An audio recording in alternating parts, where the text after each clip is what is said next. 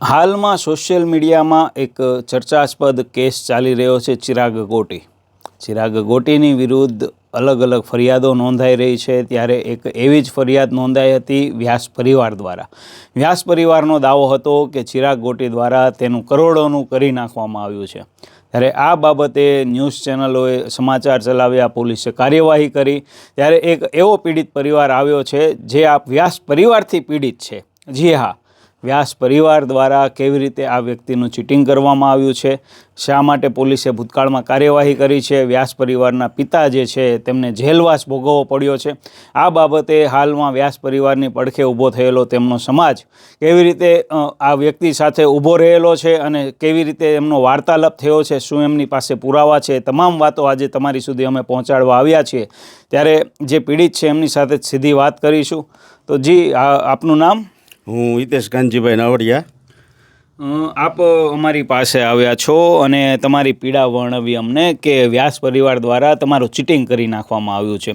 તો આ શું કિસ્સો હતો, કેવી રીતે તમારી સાથે ફ્રોડ થયું છે અને તમે જે ફરિયાદ નોંધાવી હતી આ બાબતે અમને વિસ્તૃત વાત કરો।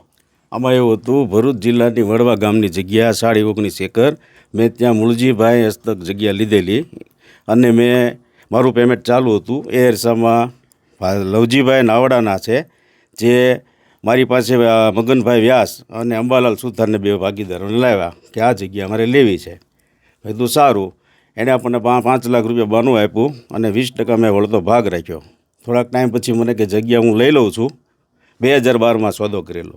થોડાક ટાઈમ પછી મને એમ કીધું કે આ જગ્યા હું લઈ લઉં છું, તમે તમારો ભાગ કાઢી નાખો, હું તમને જોખામાં ગોકુલધામનો મારો પ્રોજેક્ટ છે, મેં 55 પ્લોટ 250 વારના આપું, 10,600 વાર આજુબાજુ સમથિંગ જગ્યા હતી। મેં કીધું વાંધો નહીં। આપણને એને પ્લોટ ચિઠ્ઠી ઉપર બનાવી દીધી અને મેં એને કીધું કે હવે મારા ખેડૂત જાય છે તો તમે દસ્તાવેજ કરી લો। આપણને એને ટુકડે મેં 13 કરોડ ને 86 લાખમાં જગ્યા વેચી હતી અને એણે આપણને ટુકડે 3 કરોડ રૂપિયા આપ્યા। બરાબર, મેં એને દસ્તાવેજ કીધું, બાકીના પ્લોટ આપણને જમામાં આપ્યા હતા। એમાંથી 3 કે 4 પ્લોટ આપણે ખેડૂતને આપવાના હતા, કુલ 51 પ્લોટ મારે લેવાના હતા। બરાબર, આપણે દસ્તાવેજ કરી દીધો। પછી આપણે તે દિવસે લખાણ લઈ ગયા કે ભાઈ તમે મને આ લખાણ પ્લોટનું લખી જાઓ। બરાબર, મારી પાસે બધું દસ્તાવેજ જ્યારે કરી દીધો ત્યારે હું નોટરી કરીને લખાણ લઈ ગયો હતો કે ભાઈ આ પ્લોટનું મને લખાણ તમે કરી જો, ચિઠ્ઠી તો મારી પાસે છે જ। તો મને કે આપણે કાલે કરીશું, હજી મારું એને નથી, 4-5 દિવસ પછી એને થશે। એટલે આપણે સુરત આવ્યા, 2 દિવસ પછી સંપર્ક કર્યો કે મને તમે લખાણ કરી જો। એટલે ફોન ઉચકવાના બંધ કરી દીધા। ફોન મારા બ્લેકલિસ્ટમાં આજ 2013થી 14થી મારી પાસે ફોન બ્લેકલિસ્ટમાં છે। મળી તો ખોટી વાતો કરે। એ અરસામાં લક્ષ્મણનગરની અંદર ભાણદાસ બાપુ કરીને એક આશ્રમ ચલાવે છે, જ્યાં અમારા ગામના તેજાભાઈ ડાબલિયા અને એનો માસીભાઈએ મગનભાઈને બોલાવ્યા। 7.5 કરોડ રૂપિયાની ચિઠ્ઠી બનાવી દીધી। મેં માન્ય ન કરી, મેં કીધું મારે 10 કરોડ રૂપિયા લેવાના છે। ચિઠ્ઠી એ લોકો પાસે છે। એ લોકોએ કીધું છે કે જ્યારે જરૂર પડે ત્યારે અમે આવશું, કે અમારી પાસે આ ચિઠ્ઠી છે। એ અરસામાં પાછા મેં નંદલાલભાઈ પ્રજાપતિ સમાજના અગ્રણી, ખૂબ સારા માણસ, વંદનીય છે, કે જેણે મને ખૂબ સપોર્ટ આપ્યો। હું એની પાસે ગયો, મગનભાઈને એમણે બોલાવ્યા અને એણે કીધું કે ભાઈ શું વસ્તુ છે, એટલે એણે કીધું મારે પૈસા દેવાના છે। તો એ કે તમે એને આપી જો। તો એ અરસામાં મેં ખેડૂત પાસેથી એની દસ્તાવેજમાં એન્ટ્રી નામ ચડાવ્યું હતું, એ મેં કેન્સલ કરાવ્યું હતું। એટલે મને કે તમે નામ ચડાવી જો। થોડાક દિવસમાં મેં નામ ચડાવ્યું। નંદલાલ પાસે ગયો કે સાહેબ તમે મને હવે આ મને કીધું હતું કે આ પતાવી દઈશ તો પતાવી જો। તો નંદલાલભાઈ એને બોલાવ્યો, સંપર્ક કર્યો પણ આવ્યા નહીં। નંદલાલભાઈ ખૂબ સારા માણસ હતા। એણે કીધું કે જ્યારે પણ તમારે જરૂર પડે, પંચ હોય કે કોઈ પણ જગ્યાએ હું આવીશ અને કહીશ કે આ પૈસાને દેવાના છે। એ પણ સાક્ષી છે।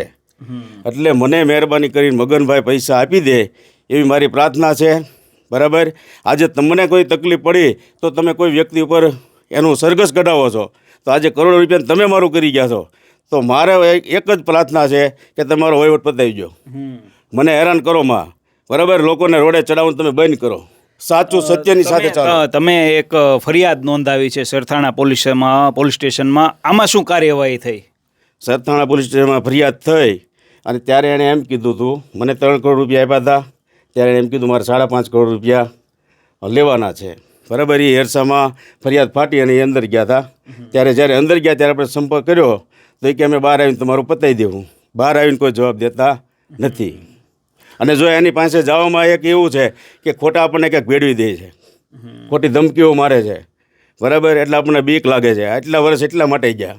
2012માં સોદો કરેલો, 14માં આપણને પ્લોટ આપેલા, 14માં દસ્તાવેજ કરી દીધો છે.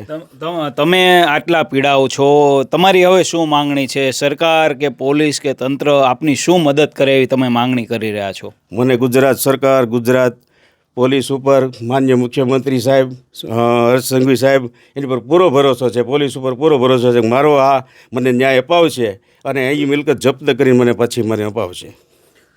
તો આ હતા એક એવા પીડિત વ્યક્તિ જેમને વ્યાસ પરિવાર દ્વારા નવડાવવામાં આવ્યા છે અને અત્યારે એવો માંગણી કરી રહ્યા છે કે સરકાર તેમની મદદ કરે અને જે કોર્ટને સત્તા મળેલી છે, તંત્રને સત્તા મળી છે કે કોઈ પણ આરોપી હોય તેમની મિલકતો જપ્ત કરીને પીડિત પરિવારોને પાછી અપાવે.